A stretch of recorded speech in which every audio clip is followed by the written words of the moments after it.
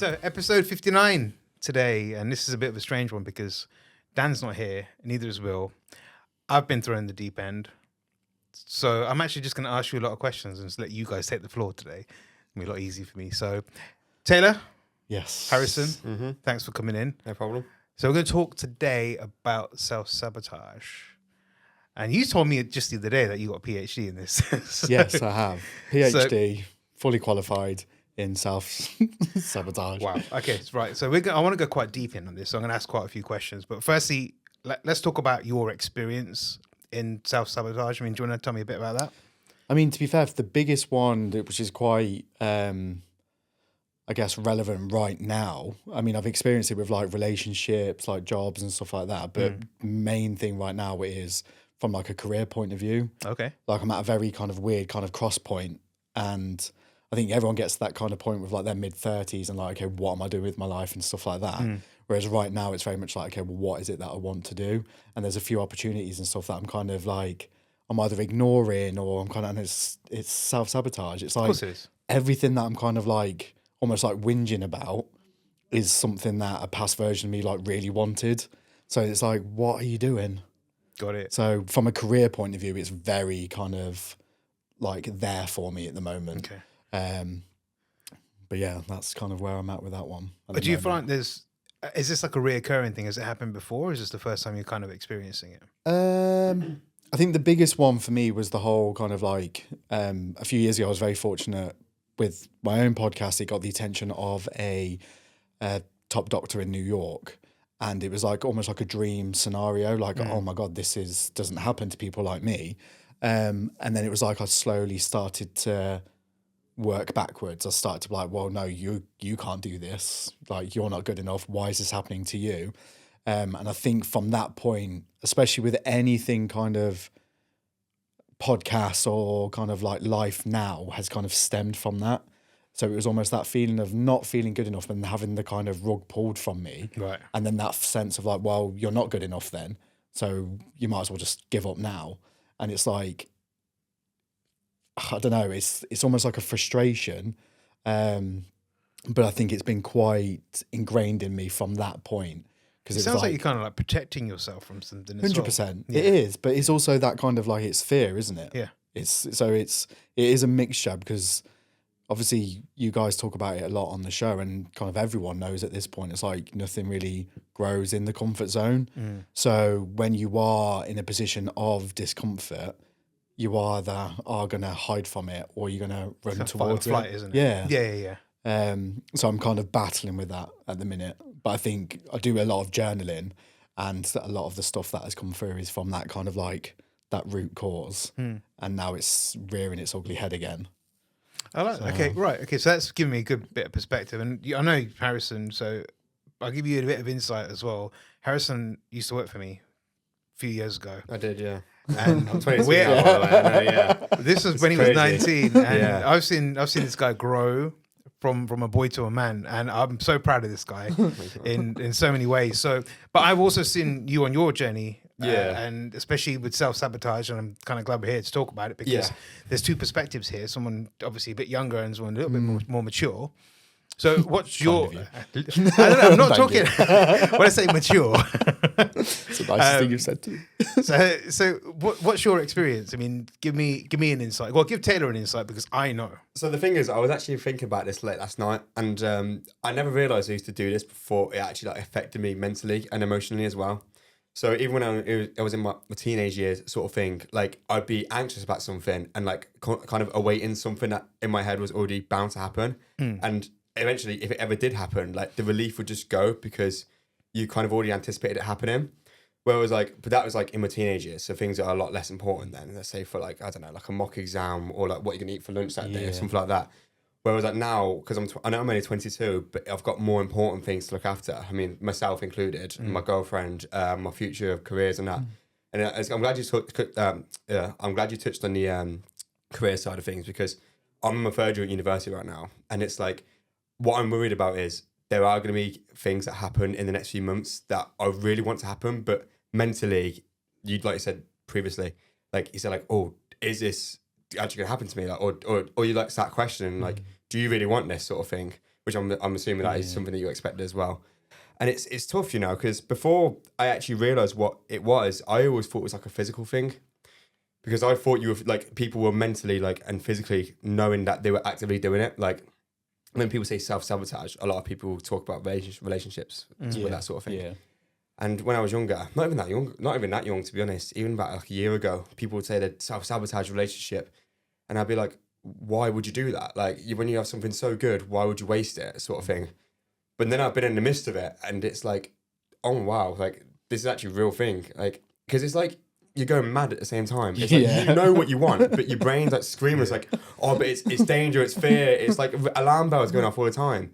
And even when you've got the thing that you want, anything, it can be anything. Still, like part of you is like it's like whispering. It's like, do you want this? Yeah. And it's scary. It is very, very scary. And I also journal now as well. I journal pretty much once every 2 days, and that's thanks to you, Vish, as well. Because you told me about journaling every day, and I drilled it into you. and it's like just getting them voices at your head. And even in the mornings now, I don't go on my phone for about an hour. I mean, I wake up, journal, and just take deep breaths and just chill out. Like get everything done first. Like get myself ready, brush my teeth, have a wash. Sometimes make myself breakfast as well. Depends on obviously how the day's already planned out in my head, because if it's a busy day, then I want to kind of like start fast, because eventually it'll creep up on you. I'll be like, oh, I haven't got this and that done. But yeah, no, because most of the time now I wake up, journal, and then just get them like sort of like demon voices at your head. Because when I first started experiencing it as well, it's like having an angel and devil on your shoulder. Yeah. That's like the perfect example of it. And I remember saying it to my sister, and she was like, what are you going on about? She was like, thinking I'm going loony. But it's genuinely the perfect way to describe it, I think. So, yeah. I think it's a real good way of describing it as well. I think, and now I can see how similar your stories can actually be. So Dan has actually sent in a question. Now he's aimed this question at you and I, but I'm going to actually pass the question to both of you guys. Right.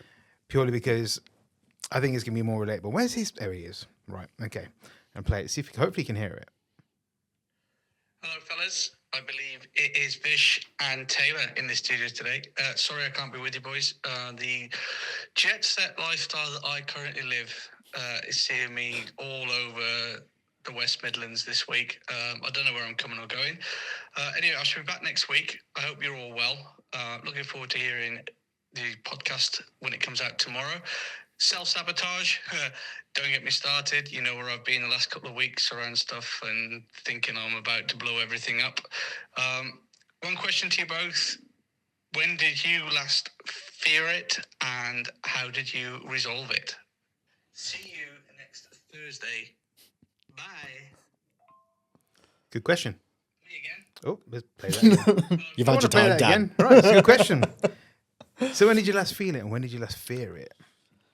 To be fair, I think now, Right. like I'm having a real kind of like hard time of it at the minute with this exact topic. So when you kind of messaged and said like, this is the topic, I was like, fuck. Yeah. Why? Of all of the things that we could have spoke about, we're talking about this. But yeah, I'm really feeling it at the minute. Like there's a lot of fear that I'm experiencing at the moment in terms of like what the next kind of stage of my life looks like.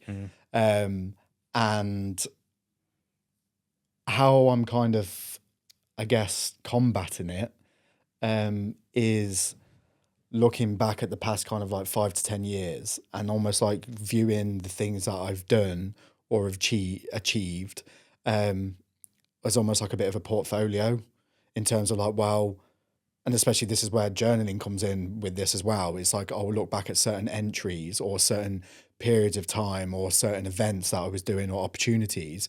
And I was like so overwhelmed thinking, I don't know how I'm going to do this, but I did it. So I feel like I'm just kind of, that's what I'm trying to kind of combat. It's like the angel and the devil on the shoulder at the moment. Like that little angel is telling me like, oh, you're going to be fine. Everything will work out the way it's supposed to.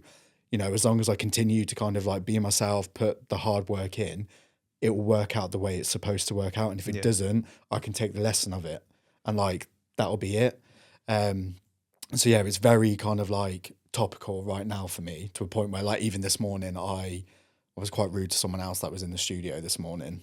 But they were rude first. So Whoops. yeah. But, you know, But it wasn't actively trying to be rude. I was just like, You had a lot on your mind as there well. was a lot going on at the minute. So. And I think we spoke about capacity earlier on. When you have so Yes. much going on and you don't have that mental capacity to take on something, even something small, Yeah. you will lash out. Yeah. You will lash out. So maybe this actually, you talking about it's a good thing.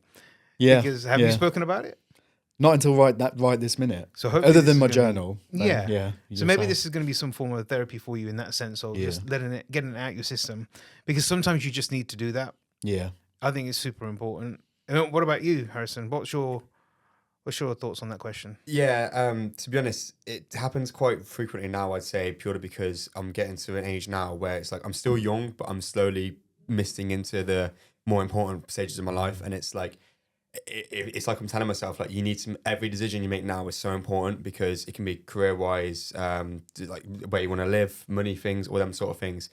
And it just creeps up on you because you'd have a great day, like I've had today. I mean, I've had an amazing day. But then later on at night, I'll just sat there in bed and then I'll be like, oh yeah, but you need to do this, you need to do that. And it's just like, it sends you crazy. Yeah. It really does send you crazy. I also done this thing as well. It was called ERP. I can't remember what it's, exposure something. Yeah. You're aware of that? Yes. Yeah. So like you pretty much write it down or tell yourself like what you're thinking and what you're fearing. And eventually like it will just become less and less because that voice that is in your head, you see it as like this big, great monster, like a big fear thing. But the more you write it down, it like just like becomes quieter and quieter to the point where it's like your daft best mate that's saying it to you. You wouldn't take it so seriously, then, would you? So it's kind of one of them things. But yeah, like I said, it is such a scary thing, to be honest. It's a shame as well. I think ever since I began experiencing it as well, I'd say I've become a lot more faithful and somewhat religious as well because I do think that everything does happen for a reason, and I think this is kind of like test your character. I think you need to just know that like you said, Taylor, like whatever happens, and it's either life or a lesson.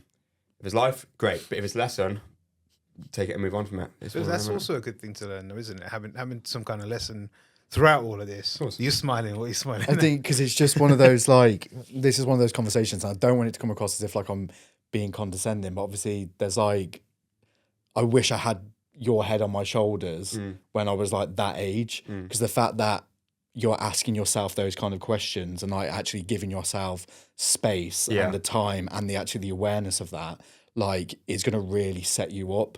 Like I think we learned this kind of stuff like very later on in life and it's kind of almost then it comes with the pressure of like catching up and then obviously a lot of people in our generation have like have only ever done things a certain way and I think it's really kind of I guess inspiring to hear someone, and I don't want to keep bringing in age because it's like a thing, but like it's someone of like, you know, going through those kind of questions now and like giving yourself that kind of patience to do that.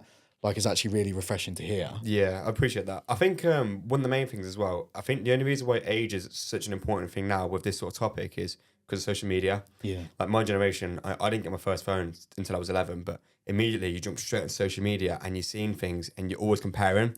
Whereas like you two probably didn't. I mean, how old would you have been when loving that Instagram and that was about what? About my age now, right? I was 20. Yeah, I was 20 when I got my Facebook account. Probably a bit later for me, about so that's probably in my opinion is the reason why it's happened. You know, like because like I said, you're constantly looking at these things online, like dopamine sort of hits, and when you ain't getting it, or like you're constantly comparing yourself to others, other people to others, like their careers and all that sort of thing. It does make you go think like, oh, I should be there doing this and that because, I mean, I love football. There's currently an 18-year-old lad who's been playing professional football for Barcelona, first team since he was 16. He broke into the scene when I was 21. Like, already you feel like, why is he doing this? And I'm here, like, I stuck at university. He's earning about, what, £200,000 a week? So he's getting near enough £1 million a month. And I'm surviving on about, what, £200 every 2 weeks. It's crazy. And Do you know what annoys me with this exact thing? It's quite similar, but you know Adele, with the each one of Adele's albums is like 19, 21, 25, like, and it's like like big milestones. You're like, right, okay, this is like one of the biggest artists in the world, and look what she's doing at that age. Yeah, and we're just kind of like, you compare yourself. Yeah, it's horrible. It's hard not to though. It's so hard not to because I mean, you could, everywhere you go, you're looking at this and that, and it's like. It's so difficult not to because but it's not necessarily a bad thing though at the same time because it can be healthy considering the way you look at it because if you are comparing yourself but in a good way saying like oh okay I should be doing this let's work on it. Let's make ourselves get to that checkpoint in life Yeah. and that milestone, and then work on it from there. Like find out how you get to that point. If you're doing it in unhealthy ways, like just start getting wound up, being like, I should be there, I should be doing that, and you go into a hole, you're much more unlikely to get to where you want to be in that mindset. Yeah. Agreed. That's It's a as really simple good way. as To that. say- Yeah, it is. But the thing is, it's so simple saying that, but when you're actually in the situation, It's not. It's not. That's why I never like criticize anyone in their scenarios or anything like that, because you never know what's going on in their head. If we're thinking anything, and it's like you should just never do that, never ever. So that's my opinion. Mate, you might as well take the mic for the rest I of the show. know. Man. He's It's deep, right? Thank you. So there was a question which I wanted to ask both of you actually. Okay. You know, when you're in that place of self-sabotage, what kind of emotions are actually going through your head or through you? Start with you. I think the biggest one for me is fear. Right. And there's one emotion that I don't kind of like handle very well, and almost like I fear being angry because I'm not a kind of like an angry person. So when I do feel it, it's almost like a bit of a shock to the system. So it is a mixture, I think, of fear, self-protection, anger, but that anger isn't towards like the situation. It's almost like quite a self-awareness form of anger that I'm like, you're doing it again. Like it's a frustration, like you're doing this again. Like you know how capable you are of doing these things, because these opportunities wouldn't be presenting themselves if you weren't capable of doing these things. So then when you are kind of in the midst of it and you are kind of giving yourself a hard time, it's that like, why are you doing this? It's like that internal dialogue again of like, you're going to ruin this for yourself. And it's almost like you want to ruin it for yourself, so you get to sit in that little bit of a pity and almost like prove yourself right. It was like, oh, well, I told you it wouldn't work out. And it's like, it's so bizarre that that's what our brain tells us. So yeah, crazy. it's fear, like anger, frustration.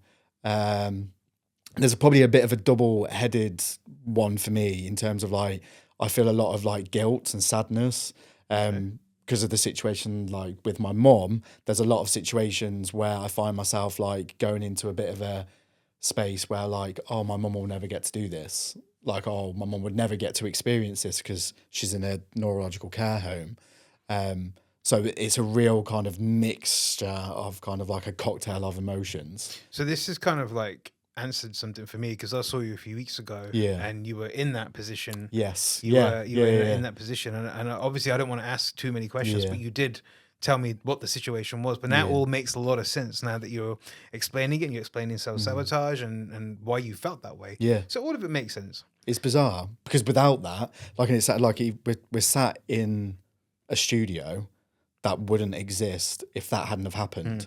So it is so head and heart. Like this was born out of such a painful experience for me. So then when I get invited to do conversations like this, I'm like, well, why are they talking to you for? It's like, because like life still happens. Like it's still relatable. It's not the end, yeah. So yeah, it's a real kind of cocktail. I'd like to say it gets easier, Harrison, but it doesn't. It really fucking doesn't. It's probably easier to deal with because you know what's coming, as opposed to having those surprises of shit. What is this emotion, right? And obviously with you, Harrison, I've seen it. I've seen it since you've seen it over the course of the summer. It was very difficult. Progressive. It was like, Taylor, like, I don't know if you speak on behalf of this, but would you say it's the best at night? Would you say before you go to bed you feel the most calm? Or would you say it's in the morning? I would say it gets to around midday for me towards the evening, because I'm so high functioning. Right. Like I'll be like, yeah, I'm doing this, I'm doing this, I'm doing this. It's like then I try to avoid downtime, because the minute I start like, calming down and kind of, or even journaling, that's when it all comes out. See, that's a bit mad, because I feel it most in the morning. Sometimes, I mean, when like you're going to mention then, Vish, over the summer, like it'll be every single day. Like I remember when I first began feeling like the fear, the anxiousness, like the sort of scared sort of emotion. And I'm not really like a person that's like that. I'm quite a person that's like very full on, quite confident. And I always took life the way it is, because I think you should never take life too seriously. You only get it once. So I think just always try the hardest to be as happy as you can be all the time. But like I said, I remember experiencing it for the first time. It was about... Was there something over that summer period that was causing it, or did it literally just come out of nowhere? Or was there like a trigger point? It was a bit mad because I'd say it all began when my girlfriend, who I'm still with right now, obviously, she FaceTimed me. It was about 4 or 5 o'clock in the middle of the day in the summer, and for some weird reason, my heart just dropped and my head just started spinning. It was like, oh my god, what if it doesn't work? What if it just isn't meant to be? What if we're not a match? All these sort of things, and it's almost like it was echoes from the past of people doing that to me, and it was like, and even then at that point, I was like, why are you thinking these things? This isn't you, because it isn't you. Yeah. It's like that part of your brain that's just going like, oh, but like, what ifs, and like whispering to you. But when you said about head and heart, that's the massive thing. That is definitely the best thing, because your head may change, but your soul is always the same. You, who you are, you can never change. But your head, obviously, like factually as well, that your brain does change and it does alter.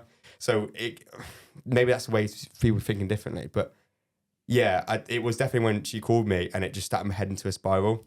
And then I went to see her that day, literally about an hour later, because I was like, I need to see her. Yeah. As soon as I seen her, I just calmed down so much. I was like, oh my God. I was like, listen, you don't understand what I've just been thinking. These sort of things. And I was like, I felt so guilty. And then I felt, oh great, it's over now. Like a panic attack sort of thing. Yeah. I wake up the next morning and I just felt all the emotions come at me all again. It was like hitting a brick wall. And the fact that I felt it the first thing in the morning, it's like my day is already set up to be terrible. So when I experienced my emotions in the morning, it got to the point where at night I was kind of like just relaxing. I was like, okay, it's over now. The day's over. If hopefully I don't feel like it in the morning, because you feel like it before you even open your eyes. Yeah. It's like you wake up and you're conscious there, and it's like, oh, I feel like this. It's like, why do I feel like this? Nothing's provoked me to feel like this. But then over time, things have got a lot better. I won't lie. So in the evenings now, I do spend a few hours, like maximum 3 hours of just doing what I couldn't do during the day. For example, just relaxing, watching a movie. Stranger Things came out today, actually. I'm pretty sure. So I will watch that when I get back. Yeah. So I will watch that when I get back. I just think you both get so excited. Yeah. Sorry. Yeah. I didn't know it was out today. No, I just remember.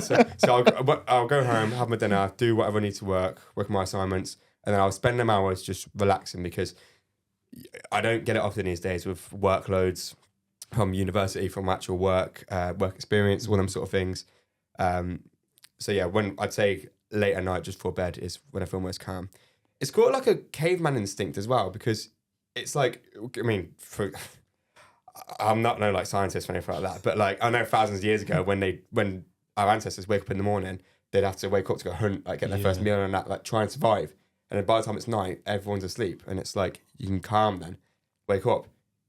Oh, survival mode, like being like high vigilant sort of thing. But do you think that a lot of it is down to reassurance as well? Because you having those thoughts about your girlfriend at that time, you're thinking, "Oh shit, do I deserve to be with her?" All these kind of things. Yeah, but because I do remember, if sorry to just cut you off there a bit, I do remember there were times when you would phone me up and you'd be really upset about a situation, but the second you saw her, gone. It was all gone. It's like reassurance. You needed that reassurance. It helped a bit, but there was always still that part of your mind where it just like whispers to you, and it's like, how do you get rid of that voice? Yeah. How do you get rid of it? But like I said at the very beginning, it became so loud when something is so important to you. Yeah, little things. I mean, it doesn't matter, does it? Like what you can have for breakfast that day, or like what do I cross the road at this time, sort of thing. But when you've got things that are actually so beneficial to you and so important to you, and that can really benefit your future, that voice becomes 10 times louder. Yeah, which is a shame. And it's quite sad as well, because I know a lot of people tend to do the extreme to get that voice out of their head. It could be anything, but I'd just like to think like just get it. I'm glad I'm experiencing it now. Actually, I'm glad you said that, because if I experience this 10 years in the future, I could have been in a very comfortable position and just let it all go. Yeah, and I wouldn't even know any different. Yeah. So I think it's really important to recognise the fact that as well that you're listening to that voice. Yeah. Whether it's like you're acting on it, or whether you need reassurance, or you need to go and see your girlfriend, you listen to that voice. Mm-hmm. Obviously, people do very drastic things to obviously get rid of the voice. Yeah. But also a lot of people go their whole entire life ignoring that voice. Yeah. And obviously a lot of them have been on this podcast to talk about it. It's the reason why, the Back and Forth exists, in its entirety. It's that kind of like men go through their whole life ignoring that voice, kind of ignoring what they need, because they feel like they have to be in this survival mode. They need to stiff upper lip. I need to be That this. be I a need to man be that. thing, isn't Yeah, it? be Yeah. a man. You know, keep calm, keep going, all Yeah. that kind of stuff. Whereas it's just not realistic. You know, things are going to get thrown at us. So I think the fact that you're kind of like, you are listening to that voice, but you're like, why is that happening? Again, is like huge respect, because I didn't experience that till I was kind of like 30 and was like, what am I doing? It's a whole different generation, though, isn't it? Completely. And also, one thing that Harrison did do, he spoke about it, and I knew this Yeah. because he's called me or text me every single day without fail, and I know when he's feeling like shit. So, and then I used to check in on you. Yeah, 100%. And it used to worry me because, but at the same time, it didn't, because I'm glad that it was out, right? It was phoning you saying, Vish, I feel like shit. I'm like, okay, tell me what's going on. And then we could actually almost kind of like figure out what to do, right? And you would listen to me, and I really appreciate that, because it wasn't just falling on deaf ears. And I think that's the thing as well, with the fact that you were saying what you needed to say, Yeah. it was comfort, because you weren't hiding shit. No, I can never keep anything to myself as well. Like with secrets, yeah. I mean, I'm not going to dive into that. Don't trust him. No, but like with things like that, it's just better that you get it off your head and Yeah. get it and speak about it, because that's why it's such a big thing now about people speaking out. Because no matter what the scenario is, just speaking about it makes it 10 times easier and better. Because for example, I could have bottled up all the emotions over the summer, and I could have gone into a bad place, but I didn't, because I spoke about it. And I think you need to make sure that you keep the right people close to you as well. I've actually let a few friends go in the past because I just didn't trust them anymore. And not even just trust thing as well. I don't even know I'm mature enough to understand. Yeah. Like I could have said something and they'd just give me like such a basic reply, and they'd be like, that doesn't really correlate to anything that I'm trying to get to, or like that's not what I'm trying to do. I'm more to the fact just trying to make it feel better, and you're just throwing it back in my face sort of thing.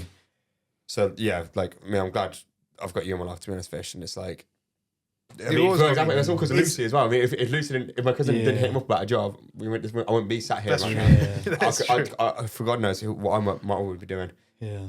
It's funny because like the what's the effect? Is a butterfly effect? Like the things that you do, and like your life could be totally different. Yeah. Everything happens for a reason. There's a really important point that I want to make with what you've just said about the whole friendship thing, especially when we're talking about self-sabotage. Yeah. I think especially being kind of like the ages that we are, you get to a certain age and you feel like, you know, like your friends are going to be your friends for your whole entire life. Someone said that the other day, and I didn't know not him. true. I didn't know him personally well enough, it's so I not couldn't be true. like, oh, that's not true. But I mean, I just said myself, I was like, that's not true. Like, It's not true. You don't. Your friends, you choose your friends. You can't choose your family, but you can definitely choose your friends. And it's like, just be very careful who you do make your friends, because I like the people that I speak to now. We've got a lot in common with. Like, I mean, I go to the football with them. I do other things with them, concerts, go anything really. And it's like, I'm glad I've got them friends in my life now, because the people that I once was friends with, like they just haven't. Just not on the same path, sort of thing. You see that best friends or even friends become acquaintances, because you realize you've got your own boundaries now. You don't want to, you kind of don't want to hang with them anymore, because you lead completely different lives as well. Yeah. And how did they benefit your life? That's the other thing as well. Yeah. I mean, Big I thing. used to go out and drink most evenings, most nights, you know, with friends That's or even the by massive myself. thing. Yeah. And now I don't do that at all. So those people that I used to do that with a lot, I barely speak to. To be honest, I've doing that on the odd occasion is like once every 2 months. Like that's Cool, because yeah. it's good to like socialize. I mean, you don't always need a drink. I'll be honest, Yeah. but it's just like it's normal. Like it's just normal. Everyone likes a good drink, but not every day or like once every few days. That's when it becomes dangerous, because I like to socialize, yes, but I don't really like to drink, especially when it's often, because it's a depressant. And the more you do it, the worse you'll feel. You'll feel great in the moment, but as soon as it wears off, you're like, why would I do that? Why was I doing this sort of thing? See, this is what I used to use. I used to use booze to sabotage things as well. So whether if I didn't want to work or if I didn't want to think about stuff, I just drink. Yeah. And then I just be knocked out. But I ain't got to think about that until the next morning. Then the whole cycle starts all over again. 100%. What emotions do you feel? I feel like you've avoided the question. Oh, About no, I was going to come back to it. So my emotions were, it was more of loneliness than anything else. I didn't want to be alone with my thoughts. So the sabotage was mainly just I could cut people out so I could just sleep. It sounds stupid, but that's what I used to do. Yeah. Because I didn't want to think, I didn't want to have to engage in having a conversation about, oh, I'm going through a divorce or I'm not happy or all those kind of things. I mean, there was a time where that you saw me in a real bad state at work, and I just couldn't hack it. And I was like, I just need to lie down. We had a few drinks, we had a couple of beers in the office, and I just went to sleep because I didn't want to have to face anything. And that weren't even. That's that a was sense probably of giving you what you needed though in the time. Yeah. I mean, the Is thing it short-term gain for long-term pain? Yeah. it was extremely short, but I know that it had a detrimental effect on me. But I'm out over that now. I'm well over that. I mean, see, healing is a big thing, and acceptance is a big thing as well. If you know you're feeling like shit, you got to think, I'm feeling like shit, and consume it. I let myself be consumed with emotions and how shit I felt. You got to hit rock bottom to get back up again. 100%. That's what I felt. When the highs, when you hit my bottom, when you start getting better, the highs are so good. Yeah. I will give you an example. I hit rock bottom this time last year when I was in hospital. That was my lowest of lows ever. I didn't even think I was going to get out of hospital. The only way was up. That was all I could see. The only way is up. And I smiled through it, the entire thing. The pain was unreal, but I knew that there was a way for me to get better. Yeah. And not just me get better, but everything around me get better. You know, these boundaries that I set up. I know now what I want to do every single day. I wake up, I go to the gym, or I go to the gym in the afternoon. I call you. Yeah. You know, we do all these things to make ourselves feel better. And that's my key now. Yeah. That's the thing I'm going to focus on for the rest of my life. What makes me feel good? And then I can teach other people how to feel good. You can't preach to the people saying you need to do this, that, and the other when you don't do it yourself. Right? Journaling, I told you about this, and I pretty much forced it on him. I was like, you fucking journal, yeah? Pretty much, yeah. Because it worked for me. It worked for me. Yeah.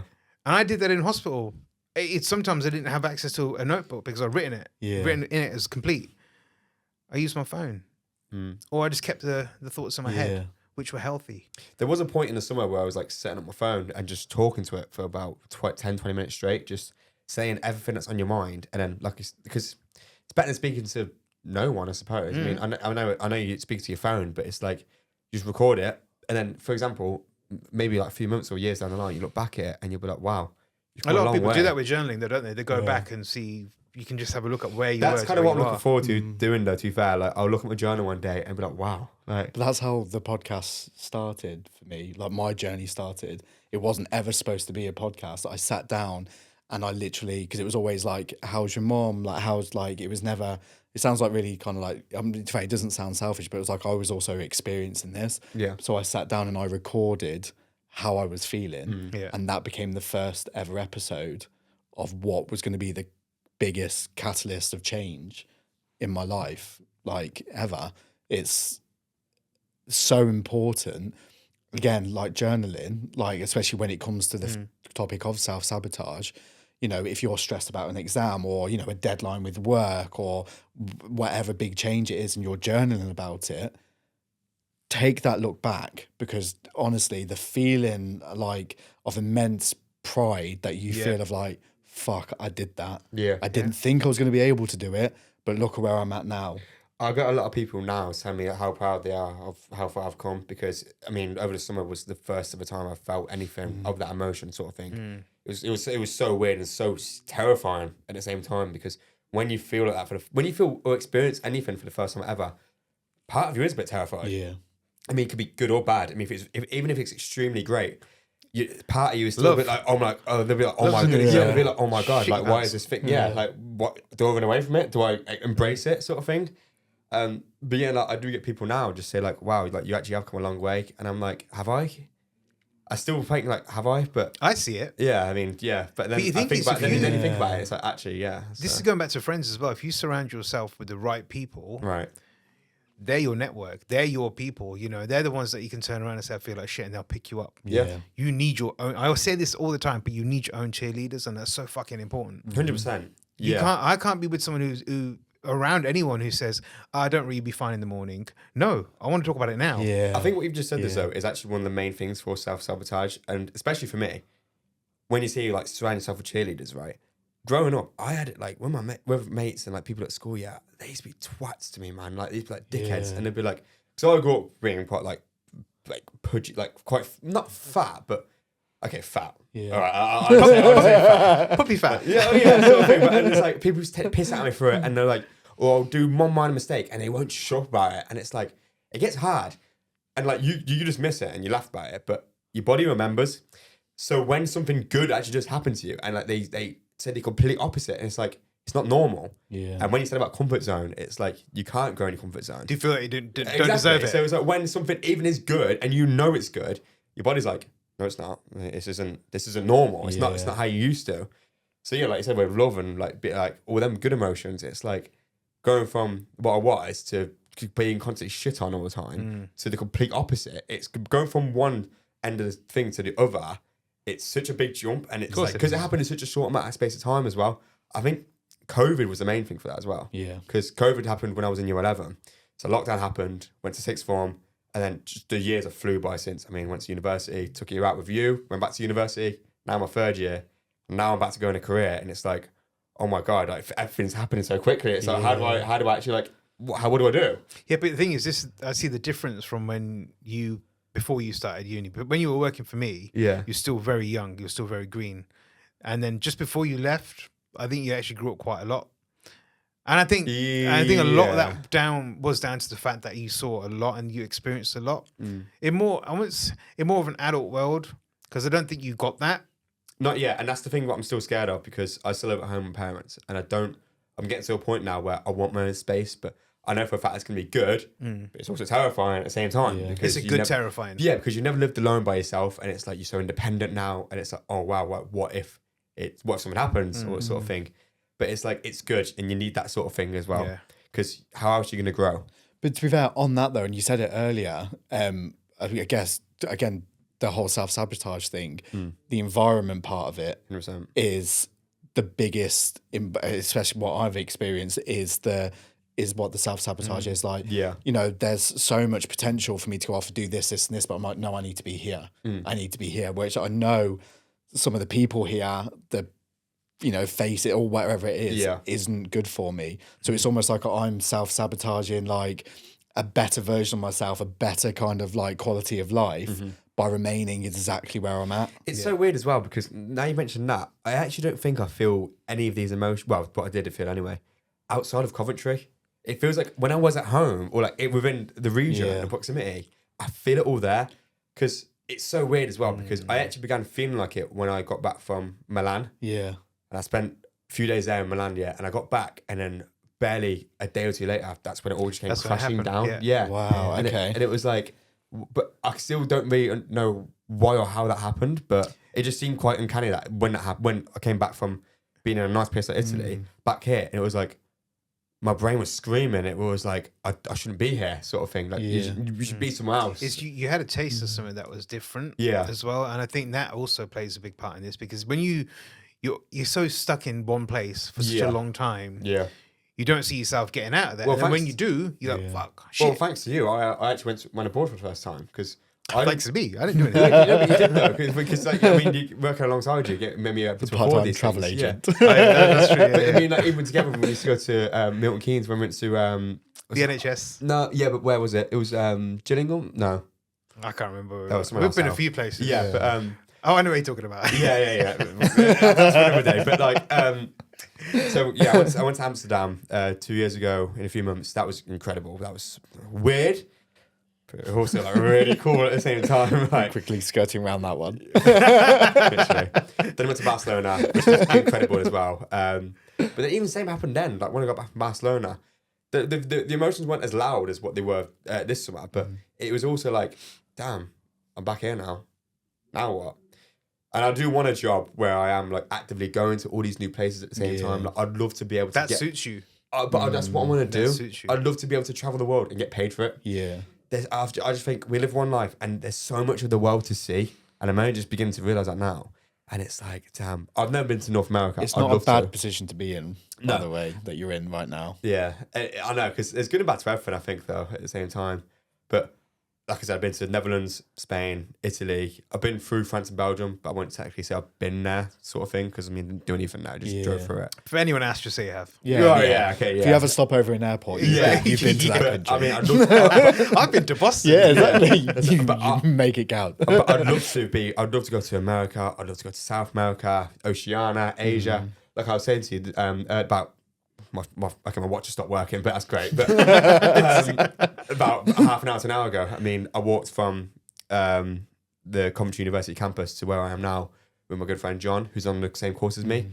He just got back from Japan. He just got 1,500 quid for working 3 days. Yeah, I know, right? That's exactly my exact reaction. We're in the wrong industry. Yeah. Shall we just turn this off? Yeah. He's still studying. He's a photographer, and someone Yeah. approached him to do the photography of this tournament for 3 days, 1,500 quid, and they paid for his flights and everything. Yeah. To go for, so he had to go from London Heathrow to Hong Kong, from Hong Kong to Tokyo, and he didn't pay for a single thing and got all that money. It's like, damn. So the thing is, the question that I'd ask, you could have all the money in the world, but are you happy? Yeah, exactly. Are you happy? Yeah. Exactly. Right now, I would personally, I'd love to travel. Don't get me wrong. Yeah. And get paid for it, but I wouldn't want to be in back to back traveling. No. I would go No, to travel somewhere, chill there for a bit. chill out sometimes. Because you'll get like to a stage where you'll come conditioned where you'll get fatigued by it, so you won't actually appreciate like the view. Well, I had it this year. Like this year, I was just said, "Apps like this is gonna be my fuck around year." I was like, I don't give myself a chance to make mistakes, fail, anything like that. Like, so I've kind of pushed it a little bit too far this year with like gigs, festivals, holidays. Like, and I've worked incredibly hard this year. Right. I know it's coming to the end of the year, and it's very much like, oh shit. Okay, well, next year you need to kind of like, like knuckle down and stuff. But I found myself this year because I almost found like I was wearing this kind of like burnout or this like, yes, I'm busy, as if like it's like a badge of honor. Like, yeah, look at me, I'm doing this, and this. But then like behind the scenes, I'm like, fuck, I am shattered. Yeah. Like absolutely exhausted. Yeah, if anyone asks, it's like, yeah, I'm fine, I'm doing this, and I'm doing this. I think it might be like a similar thing. Like, yes, I would absolutely love to do it all. Yeah. But I mean, You can't be everywhere. You can't. And it's Burnout. Everything starts slowing Yeah, down when you get to literally. my Yeah. age. Burnout. Your age. You're still younger than me. Mate, it still hurts. That's true. If my pillow isn't at that right stage, my neck is in bits. So It's gonna get worse. Mate. yeah, It's only gonna get I'm worse. feeling it. So the question now is, thanks for obviously opening up about this. Is really important, and hopefully the listeners will actually take some notes off this, because I think it's fantastic when people do open up about, especially things like self-sabotage.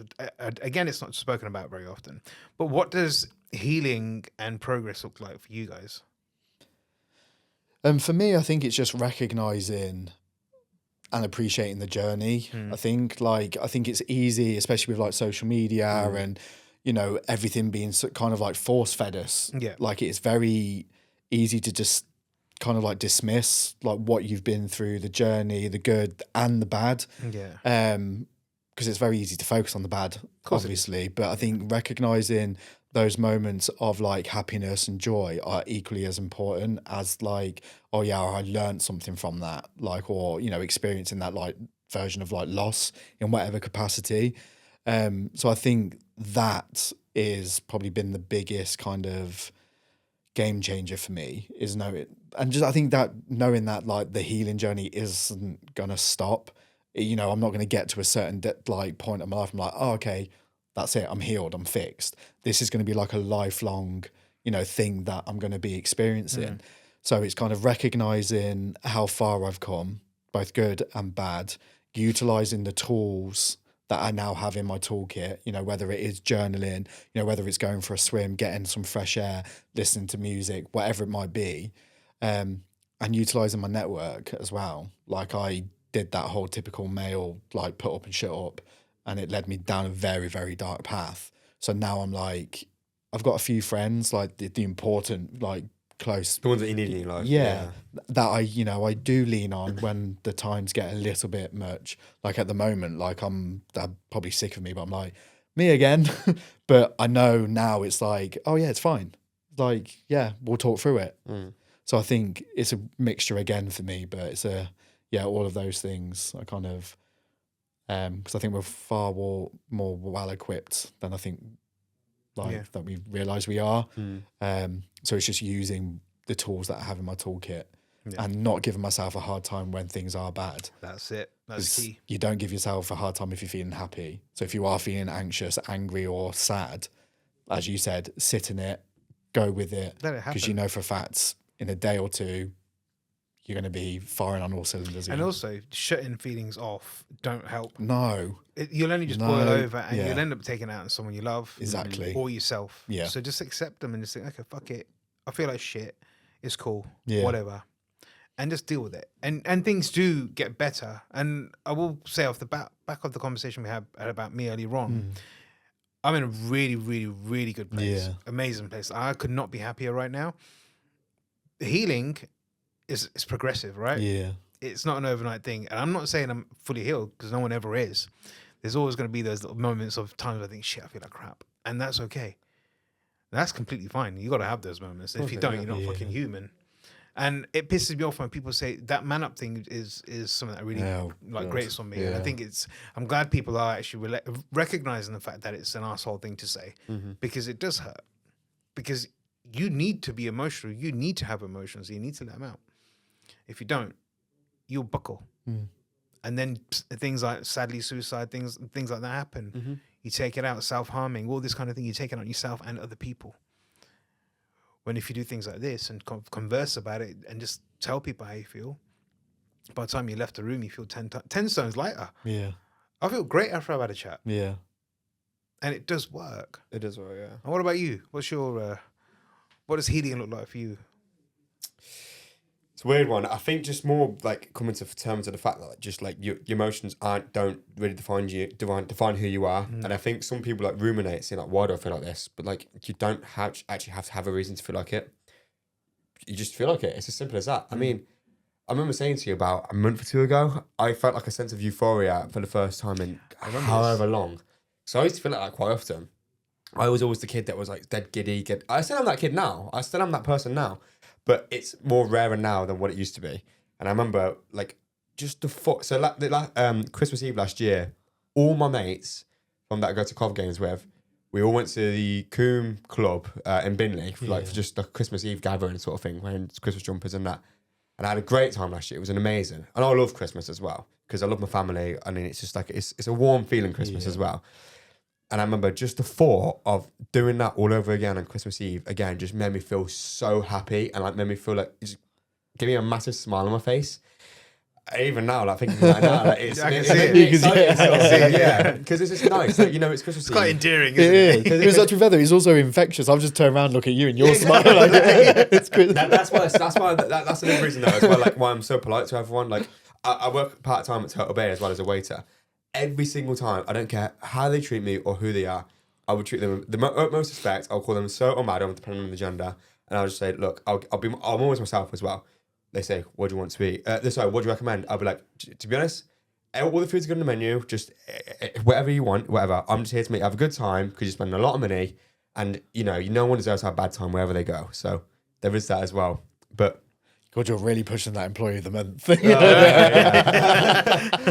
it's like, I think just be nice to one, just be nice to one another, because like Be kind, right? yeah, because what's the point in being harsh to one another? Like, and if you do something that comes across as like ignorant or something, just do it with a kind heart, because one day I think people will look back in it and be like, well, they never meant it in a bad way, and even then, like they probably forgot about it by then anyway. Like, just always do something with a kind Again, heart. it just depends on who they are, and also we don't know what the other person's going through as well. Exactly. So people just to sadly, unfortunately, we're in a position where a lot of people do take things the wrong way, and we see it on a regular basis, especially texting. You text someone something which could mean something completely different. That's to why you I kind of on tone. Yeah. You probably think it's just like a really nice question, but they think, "What the fuck did you just ask me?" Yeah. This is why punctuation is so That's about to say important. that grammar, yeah. So Punctuation is key, important, man. yeah. Or fucking voice note it, man. Just voice Not note. necessarily No. text as well, though, but like No. on Twitter, like people tweet and they'll forget punctuation, and one comma miss can mean a whole different thing. And capital letters. Yeah. Yeah. Well, yeah. Capital letters. That's a good point actually. Yeah, but yeah, social media is bad, isn't it? Jesus Christ! You could like. So I'm go liking in that. and- I think we kind of like ended that on a quite nice high note. Yeah. Although I'm going to take it down a bit now. Okay. You know what's coming? Love spuds. Oh, of course. Love spuds. So I actually feel in Harrison about this, what love spuds were. Even though you should be listening to the podcast anyway, I'm going to let you start with the love spud today, because you said you had one lined up. So you might as well. Was this the thing that's pissed me off this week? Yeah. He's looking at me. It's not my He's already on it. Shall we leave the room? So he looked directly at me. Then I was like, sorry. He did give you a bit of eye contact there. Yeah. So I was in Middlesbrough the other night. It was Cov versus Middlesbrough. We won 4-2, but on the way back it was made me feel a bit uncomfortable because there was these two people that were sat in front of me and my friend. So there's about 8 of us, all my mates, just at the back. We were tired, man. Middlesbrough's was a long way. It's about a 4-hour journey. And we just wanted to go home, just chill out because that's it then. Unfortunately, the people in front of us had too much to drink, and we found a big bag of drugs that had been taken afterwards anyway. During the coach back, they began getting very leery and just started basically offering everyone, all me and my mates, out for a fight, just for no reason, by the way. Like there's nothing that provoked it. They just turned around and they just, because they've been doing all the drink and the drugs, they just took it out on us. It got to a point where they began being racist.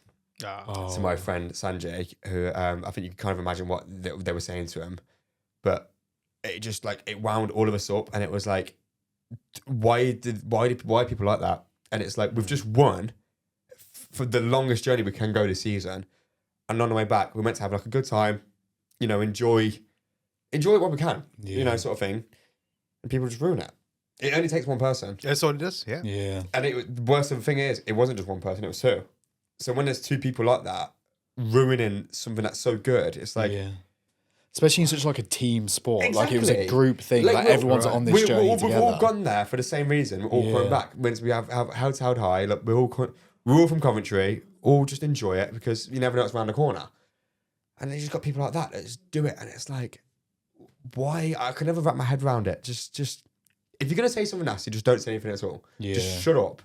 Because the thing is when drugs and drink is fueling it, there's just no stopping it. I'm guessing it was cocaine, right? Because if it's cocaine, it was cocaine. Yeah. And I'm not even exaggerating. The bag was about that big. It's a sandwich bag. Yeah, that big and that wide, and they consumed all of it. Doggy bag. Yeah, and when I was at the back of the coach, they obviously got off before us.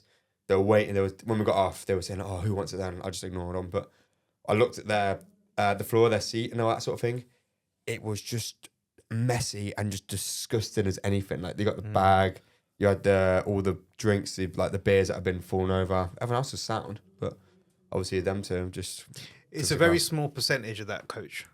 A very small percentage. There was, of I'd say, ignorant dickheads. So how much does the average coach hold? I mean, about 50. 50 to 60 people, and it's a shame because that's what 4% of the coach that has just ruined it for everyone. Bollocks. Why? Yeah, because No. next morning, yesterday morning, I was like, can we actually I said to my mates, like, can we actually talk about what happened last night? Because I think it just happened.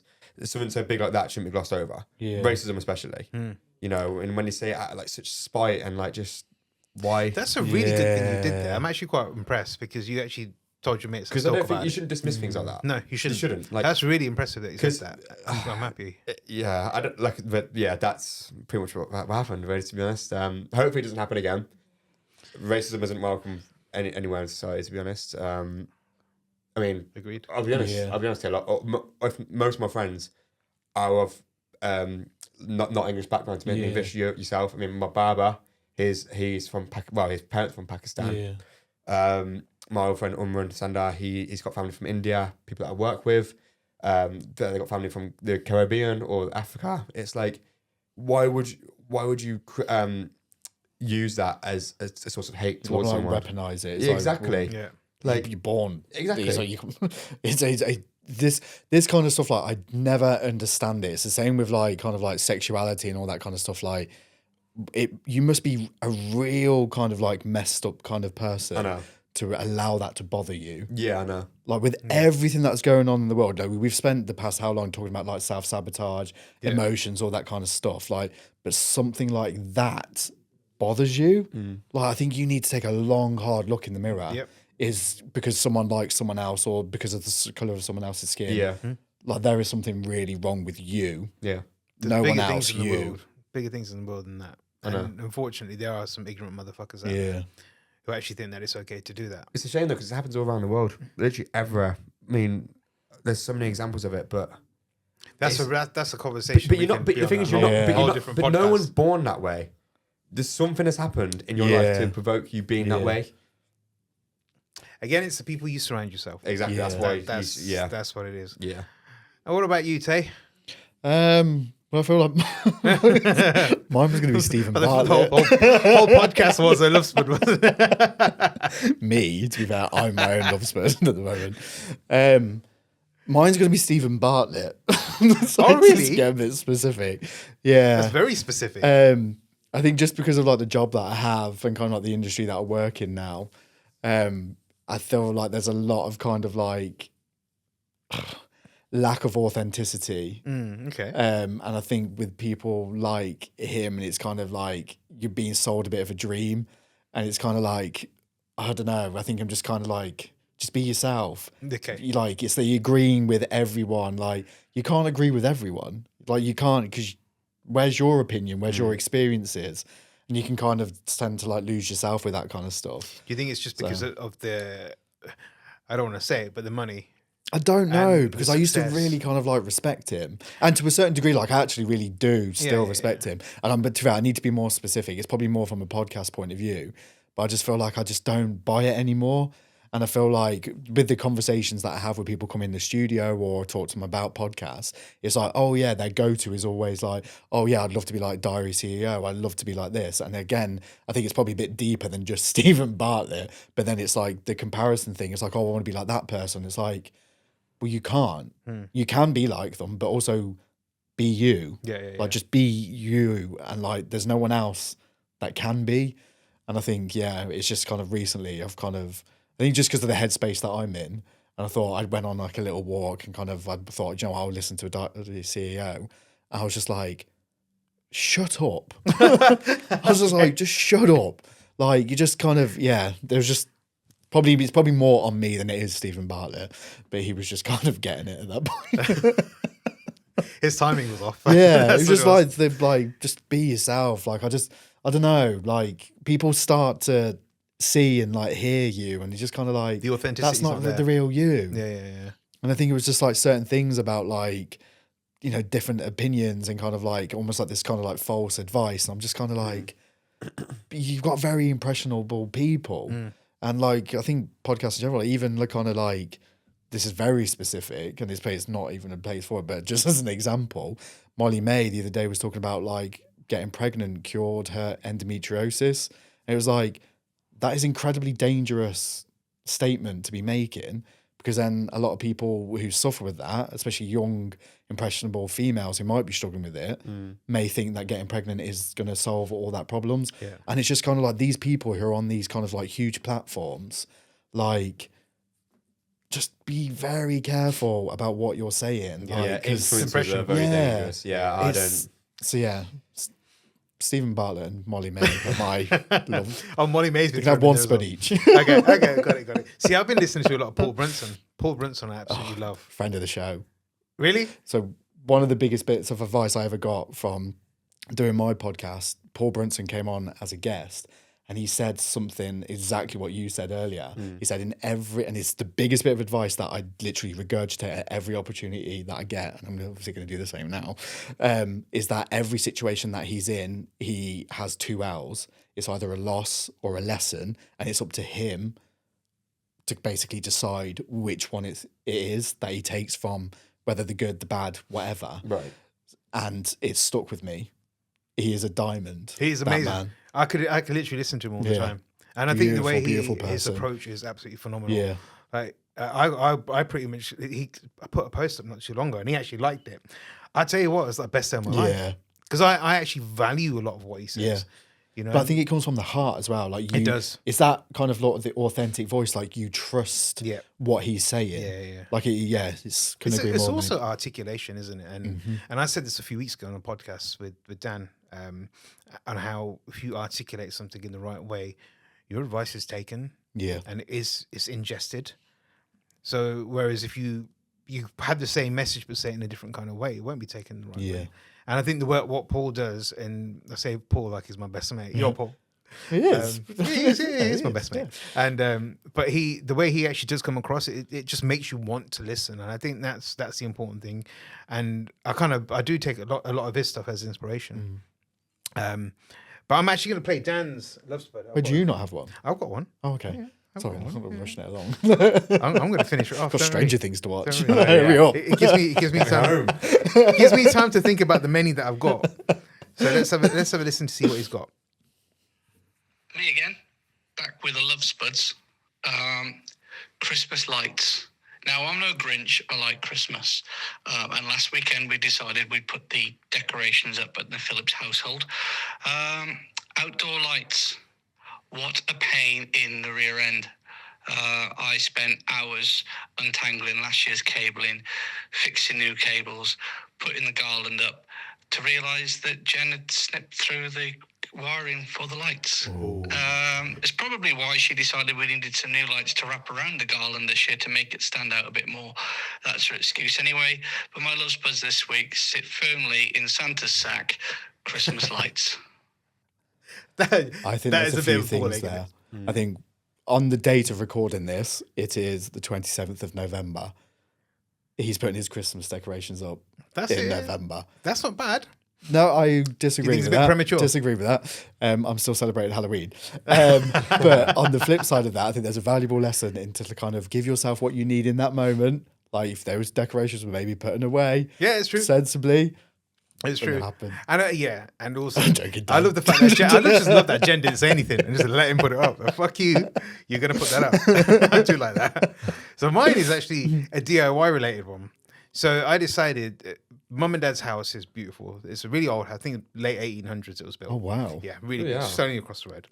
And the beautiful thing is that we've got nice high ceilings, big house, but somehow there's just not enough space in the house. How the fuck? I don't know, right? So anyway, I decided in the kitchen, one corner of the kitchen, we've got like a little cabinet, which just ends up being a mess. You know, you just have that one place in the kitchen or anywhere you shove shit on and the drawer's got crap in it. Yeah, that was that. And I thought, right, it was actually a oak wood table. It was a chopping board on top and drawers underneath. Really expensive. I bought it for them.